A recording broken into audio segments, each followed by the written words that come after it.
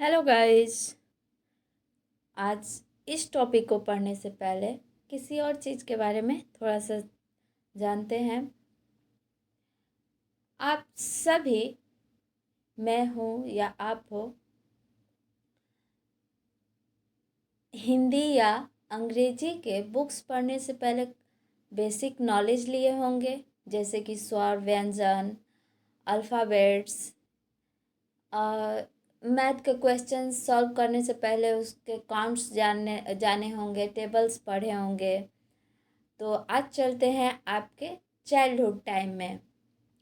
तो चलिए time travel के द्वारा चलते हैं। तो टाइम ट्रैवल अर्थात अपने मन के द्वारा चलते हैं आपके चाइल्डहुड टाइम में कि आपने स्कूल टाइम में इस बेसिक जानकारियों को कैसे प्राप्त किया। आप सभी, जब पहले टीचिंग किया जाता था तो टीचर क्या करते थे, व्यंजन सिखाना होता था या स्वर सिखाना होता था, तो बहुत सारे संख्या में, बहुत ज़्यादा संख्या में बच्चे आते थे। तो टीचर क्या करते थे, एक बच्चे को खड़ा कर देते थे और एक बच्चा आगे से जो है स्वर या व्यंजन जो भी बोलना होता था, आ या क ख ग या 1 2, तो जब वो बोलता था तो पीछे से बच्चे, मान लीजिए बच्चा क बोल रहा है तो पीछे से सारे बच्चे उस व्यंजन को दोहराते थे और इस तरह से बच्चों को व्यंजन याद करना सिखाया जाता था। और हम सब सीख भी जाते थे इस तरह से, क ख को लर्न कर लेते थे, अल्फ़ाबेट्स को लर्न कर लेते थे, 1 2 को लर्न कर लेते थे, टेबल्स को लर्न कर लेते थे। आई होप आपके माइंड में चल भी रहा होगा कि टेबल्स कैसे लर्न होते थे। 2 एकम 2, 2 दूनी 4, ऐसे ही खड़े होके बच्चे बोलते थे और पीछे से सभी लोग दोहराते थे। तो ये एक क्या है, ये एक तरीका होता था सीखने का, याद करने का। टीचर एक तरीका अपनाते थे। इसी तरह मनोवैज्ञानिकों ने सीखने के कई तरीके दिए हैं। तो आज हम सीखने की इन्हीं विधियों को, कुछ प्रभावशाली विधियों जो मुख्य विधियां हैं, जानेंगे। तो सबसे पहली विधि है करके सीखना, लर्निंग बाय डूइंग। करके सीखना से तात्पर्य क्या है, आप ही से ले लेते हैं कि जब हम छोटे थे तो टीचर क्या करते थे, ब्लैक बोर्ड पे कोई अक्षर लिखते थे और पीछे से हम लोग लिखते थे। जैसे क लिखे तो अपने स्लेट पे हर बच्चा उसको देख के बनाता था। या फिर अक्सर सुने होंगे आप कि जब तक करोगे नहीं तो सीखोगे कहाँ, करोगे तभी तो सीखोगे। तो इसके बारे में कुछ जान लेते हैं कि यह सीखने की उत्तम विधि है। इसमें व्यक्ति करके सीखता है। इस प्रकार के सीखने का मस्तिष्क पर अनुकूल अनुकूल अर्थात सकारात्मक, पॉजिटिव प्रभाव पड़ता है और मस्तिष्क में वो बात अधिक समय तक रहती है। बिल्कुल सही बात है कि हम जो कार्य स्वयं करके सीखते हैं वो हमारे मस्तिष्क में लॉन्ग टाइम तक रहता है। नेक्स्ट आते हैं अनुकरण द्वारा सीखना। अनुकरण, जैसे कि आपको एग्जाम्पल दिए हैं कि टीचर क्या करते थे, अगर टेबल सिखाना होता था, लर्न कराना होता था, तो एक बच्चे को खड़ा कर देते थे और एक बच्चा जो है टेबल बोलता था और पीछे से सारे बच्चे दोहराते थे। तो ये दोहराना क्या हुआ, अनुकरण करना हुआ। और बच्चे इसी तरह से टेबल्स लर्न कर लिया करते थे। तो इसी को, दोहराने को ही अनुकरण करना कहते हैं। जिससे कि आप भी यूज कर सकते हैं। आप टीचर चूँकि बनने जा रहे हैं तो आप जिन भी बच्चों को पढ़ाएंगे उनको इस विधि का प्रयोग करके चीज़ों को स्मरण करा सकते हैं। जैसे कि एक बच्ची है, अक्सर हम देखते हैं कि बचपन में भी छोटे बच्चे अपने से बड़े जो है अभिभावक हैं, भाई हैं, बहन हैं, उनको देख के उनको फॉलो करते हैं, अनुकरण करते हैं। जैसे कि एक छोटा बच्चा है, ये भी अपने परिजन को देखकर अनुकरण कर रहा है। इस विधि में मनुष्य किसी क्रिया को सीखने में दूसरे का अनुकरण करता है। अनुकरण अर्थात दोहराता है, नकल कर रहा है। जैसे जैसे दूसरे लोग करते हैं ठीक वैसे ही उन्हीं की तरह करना अनुकरण कहलाता है। मैकडूगल ने कहा है कि अनुकरण को ही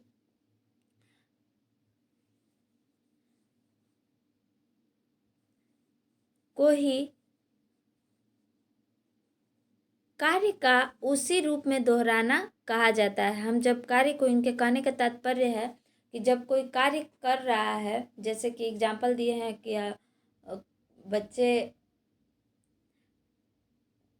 को जब पहाड़ा सिखाना होता था, टेबल सिखाना होता था, तो पीछे से आगे से पहले एक बच्चा बोलता था और सेम टू सेम बच्चे वैसे ही बोलते थे। तो क्या है, वही इन्होंने बताया है कि अनुकरण किसे कहते हैं, कार्य का उसी रूप में दोहराना। जैसे वो कार्य हो रहा है उसी रूप में दोहराना ही अनुकरण कहलाता है। आगे लिखा है कि इनके अनुसार अनुकरण केवल शरीर के व्यवहार से संबंधित क्रियाओं का नकल होता है। अर्थात इनके कहने का तात्पर्य है कि जो शारीरिक रूप से क्रियाएं प्रयत्न किया जाए, देख कर दोहराया जाए, वही अनुकरण कहलाता है। जैसे कि चलना, बोलना, ये सब इन्होंने बताया है। लेकिन इसमें इनका खंडित करते हुए रॉश ने कहा है कि अनुकरण जो है मौलिक आत्म प्रकाशन का तरीका है। मौलिक मतलब कि जो अपने आप हो, प्राथमिक होता है। मौलिक से तात्पर्य कि जो प्राथमिक होता है, जो प्रवृत्तियां होती हैं।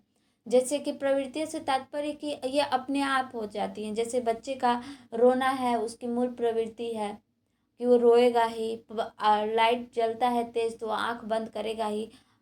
हम भी हमारे अंदर ये, हम सभी के अंदर ये मूल प्रवृत्ति होती है कि अचानक अगर तेज लाइट आंखों पे जले तो हम आंखों को बंद कर लेते हैं। तो ये प्रवृत्ति है, इसे हम बदल नहीं सकते हैं। न चाहते हुए भी वो कार्य अपने आप हो जाता है। तो इन्होंने यही कहा है कि अनुकरण करना अर्थात दोहराना एक प्राथमिकता है, यह अपने आप की प्रवृत्ति है। इससे यह स्पष्ट होता है कि कभी कभी अज्ञात रूप से भी नकल हो जाता है, न चाहते हुए भी हो जाता है। इस विधि में अनुकरण की प्रवृत्ति जैसी होगी उसी तरह कम या अधिक सीखना संभव होगा। बिल्कुल, अगर जैसे कि फॉर एग्जाम्पल टेबल को ही ले लेते हैं। कोई टेबल बच्चा बोल रहा है, तो जो बच्चे दोहराने वाले हैं, जो लर्न करने वाले हैं, उसी में कोई बच्चा जल्दी लर्न कर लेगा, कोई बच्चा लेट लर्न करेगा। तो उन्होंने यही कहा है कि अनुकरण की प्रवृत्ति में अर्थात दोहराने की प्रवृत्ति में ये जो दोहराने की, सीखने की संभावना है, जैसे कि उस बच्चे की टेबल लर्न करने की जो संभावना है वो क्या है, किन्हीं बच्चों में कम होगी और किन्हीं बच्चों में अधिक होगी। नेक्स्ट आते हैं इसमें, यह विधि बालकों, कम पढ़े लिखे, कम बुद्धि एवं प्रखर बुद्धि आदि पर अधिक प्रभावशाली होता है। बिल्कुल, यह हर एक एज में जो होता है प्रभावशाली होता है। अधिकतर बालकों के लिए यह प्रभावशाली माना जाता है कि बच्चे जो है अनुकरण द्वारा, उनके अंदर जिज्ञासा होती है और वो अनुकरण द्वारा बहुत जल्दी सीखते हैं। और यही कारण है कि बच्चों के सामने अच्छा व्यवहार रखना चाहिए, क्योंकि बच्चे देखकर ही ज़्यादा सीखते हैं। इसके अतिरिक्त चारित्रिक एवं नैतिक शिक्षा के लिए अधिक उपयुक्त है। चारित्रिक अर्थात बच्चे अपने फैमिली से, अपने टीचर से, अपने विद्यालय में जो वातावरण होता है, एक दूसरे का, सभी लोगों का जो व्यवहार होता है, बच्चे भी देखकर वैसा ही दूसरों के साथ व्यवहार करते हैं, देखकर उसी चीज़ को दोहराते हैं। तो अगर वो अच्छा देखेंगे तो अच्छी बातें को दोहराएंगे, बुरा देखेंगे तो बुरी बातों को दोहराएंगे। तो इस तरह से उनके अंदर चारित्रिक जो है निर्माण और नैतिकता अर्थात उनका स्वभाव कैसा है, दूसरों का सम्मान करना। जैसे अगर वो फैमिली मेम्बर या विद्यालय में अपने आसपास के लोगों को ये देखते हैं कि वो अपने से बड़ों या दूसरों के साथ कैसा व्यवहार कर रहे हैं, दूसरों का सम्मान कर रहे हैं कि नहीं कर रहे हैं, तो बच्चे उसको देख कर अनुकरण के द्वारा ही सीखते हैं। तो एक टीचर का फैमिली मेंबर्स का ये उत्तरदायित्व होता है कि सभी अपने व्यवहार को ध्यान दें ताकि बच्चों का सही विकास हो सके। नेक्स्ट आते हैं निरीक्षण द्वारा सीखना। निरीक्षण अर्थात किसी चीज को प्रत्यक्ष रूप से देखकर सीखना। जैसे कि बच्चों को अगर कोई भी चीज़ सिखाना है, जैसे कि बच्चों को कोई आर्ट सिखाना है, आर्ट अर्थात कोई स्किल सिखाना है, या आप सभी कोई स्किल सीखते हैं, जैसे कि किसी मशीन को बनाना हो गया, या फिर सिलाई कढ़ाई बुनाई हो गया, या कोई भी चीज़ आप सीखते हैं, तो हम जब देखकर उसका निरीक्षण करते हैं कि वो कार्य कैसे हो रहा है, किस प्रकार से। जैसे कोई मशीन बनाना सीख रहे हैं तो कोई हर एक पार्ट को देखते हैं कि कोई पार्ट कहाँ लग रहा है, कहाँ पे सेट किया जा रहा है, कैसे वो कार्य कर रहा है, तब जाके उस कार्य को हम क्या करते हैं, सीख जाते हैं। तो इसी को कहते हैं निरीक्षण द्वारा सीखना। इस विधि में प्राणी अवलोकन की द्वारा किसी अवलोकन अर्थात वही निरीक्षण यानी प्रत्यक्ष रूप से देखना, जो सामने आपके हो रहा हो, जो जिसमें आप अपने आँखों के द्वारा किसी और के कहने या कान से सुने हुए नहीं, बल्कि जिसमें आप अपने आँखों का प्रयोग करके प्रत्यक्ष रूप से सामने उस कार्य को देखकर सीख रहे हों। अवलोकन द्वारा किसी क्रिया या अनुभव को प्राप्त करते हैं तो जिसमें मौखिक वर्णन के स्थान पर प्रत्यक्ष दिखाकर समझाकर सिखाया जाता है। जैसे कि बच्चों को जब गणित के क्वेश्चन सिखाए जाते हैं तो बच्चे प्रत्यक्ष रूप से, आप ही हैं, आपको केवल मैथ के किसी क्वेश्चन को सॉल्व करना है और उसे लिख कर न बताया जाए, केवल मौखिक रूप से समझाया जाए, तो आप कहीं ना कहीं उसको 10% 8% ही सीखेंगे।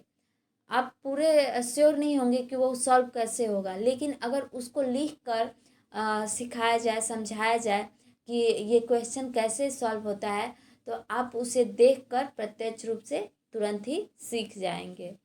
तो ये इसकी विशेषता है। नेक्स्ट आते हैं परीक्षण द्वारा सीखना। परीक्षण अर्थात क्या, में जितने भी मनुष्य हैं, आप हैं, हम हैं, जितने जो मनुष्य हैं, किसी भी वस्तु के बारे में सोचने और विचारने की बहुत ही उच्च क्षमता होती है। कुछ विचारों को निश्चित आधार प्राप्त होता है और कुछ काल्पनिक होते हैं, और इन काल्पनिक विचार होते हैं, इन काल्पनिक विचारों को आधार देने के लिए जो खोज किया जाता है या फिर उन विचारों को सिद्ध करने के लिए जो कार्य किया जाता है, उसी को हम परीक्षण कहते हैं। फॉर एग्जाम्पल के थ्रू आपको बताते हैं कि आप सभी ने जेम्स वाट की कहानी पढ़ी होगी बचपन में, कि वो किचन में जो है केतली के ऊपर जो ढक्कन था वो भाप से ऊपर उठ रहा था, तो उन्होंने उसके ऊपर एक ढक्कन के ऊपर एक कोयला रखा ताकि वो ऊपर ना उठे। फिर भी वो जैसे जैसे उसमें उबाल होता था, वो भाप के द्वारा जो है ऊपर केतली का ढक्कन उठ जाता था। फिर उन्होंने 2 3 4 ऐसे ही रखे, फिर भी वो क्या होता था, उठ जाता था। तो इस प्रकार उनके मस्तिष्क में ये आया कि भाप में क्या होती है, शक्ति होती है, और उन्होंने ये कल्पना किया। भाप का इंजन बनाने का पहले उन्होंने कल्पना किया होगा, फिर उन्होंने इसको एक्सपेरिमेंट किया होगा किसी छोटे से इंस्ट्रूमेंट पे, और जब वो सिद्ध हो गया होगा, उन्होंने पहले ऐसा नहीं है कि डायरेक्ट उन्होंने ये देखा और जाके बना दिया भाप का इंजन। पहले उन्होंने कल्पना किया होगा कि हाँ ऐसा अगर एक इतने सारे कोयले रखने के बाद भी इतने छोटे से पॉट्स में जो भाप बन रहा है, इससे ये केतली का ढक्कन उठ जा रहा है, तो फिर इस तरह से कुछ चीज़ें भी बनाई जा सकती हैं। उनकी कल्पना, उनके विचार आए उनके मस्तिष्क में, और उन्होंने अपने इन विचारों को, इस कल्पना को प्रयोग किया होगा, परीक्षण किया होगा, कार्य किए होंगे इसको सिद्ध करने के लिए। तो इस तरह से जो प्रयोग उन्होंने किया होगा वही क्या होता है, परीक्षण कहलाता है। नेक्स्ट आते हैं पूर्ण और आंशिक विधि से सीखना। पूर्ण और आंशिक विधि से किसी भी विधि को सीखने के लिए दो तरह से सीखा जाता है। पहला तो पूर्ण विधि और दूसरा आंशिक विधि।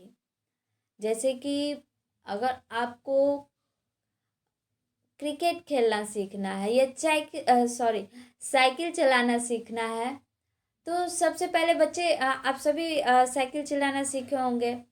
तो बहुत सारे उसमें स्टेप होते हैं कि क्या कैची सीखते हैं, फिर केवल पैर से चलाना, पैडल चलाना सीखते हैं, फिर कैची सीखते हैं, फिर सीट पे बैठकर चलाना सीखते हैं।